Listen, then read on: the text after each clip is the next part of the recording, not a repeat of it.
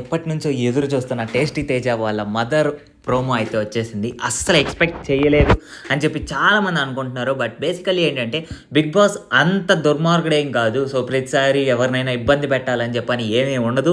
ఇంటెన్షనల్‌గానే వాళ్ళు ముందుగానే ప్లాన్ చేసి ఒక ట్విస్ట్ లాగా వాళ్ళని కాసేపు బాధపెట్టి తర్వాత అయితే అవుట్‌పుట్ అయితే ఇచ్చేస్తూ ఉంటారు.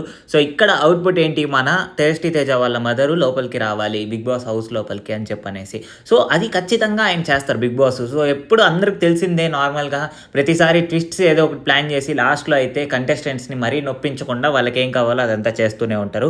సో, వాళ్ళ మదర్ వచ్చినప్పుడు ఆ ఎమోషన్స్‌ని క్యాప్చర్ చేయాలి అని చెప్పనేసి. సో, ఇప్పుడు మీరు లాస్ట్ 2 డేస్, 3 డేస్ నుంచి చూస్తే బజ్ మొత్తం 'టేస్టీ తేజనే'. సో, 'టేస్టీ తేజ' ఎంత బాధపడుతున్నాడో పాపం మిగతా వాళ్ళ పేరెంట్స్‌ని చూసి అదంతా అని చెప్పనేసి బజ్ మొత్తం 'టేస్టీ తేజ' చుట్టే తిరిగింది. సో, ఇలాంటి ఒక బజ్ క్రియేట్ చేయాలని చెప్పనేసి 'బిగ్ బాస్' ముందుగానే ప్లాన్ చేసి ఆల్రెడీ మనకు తెలిసిందే కదా, సీజన్ 8 అంటే ట్విస్ట్‌లు, టర్న్‌లు మామూలుగా ఉండదని చెప్పనేసి. అందుకనేసి ఇలాంటి ఒక బజ్ క్రియేట్ చేయాలి.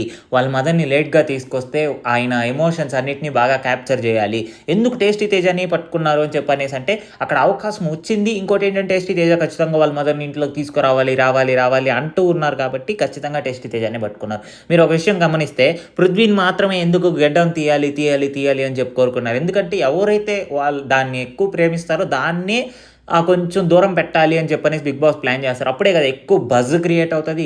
ఎక్కువ హైప్ వస్తది. సో, దానివల్ల అలాంటి ఒక క్రియేషన్ కోసం మన 'బిగ్ బాస్' ఏసిన జిమ్మిక్ ఇది. సో, మరిన్ని 'బిగ్ బాస్' అప్డేట్స్ కోసం మన ఛానల్‌ని సబ్స్క్రైబ్ చేసుకోండి.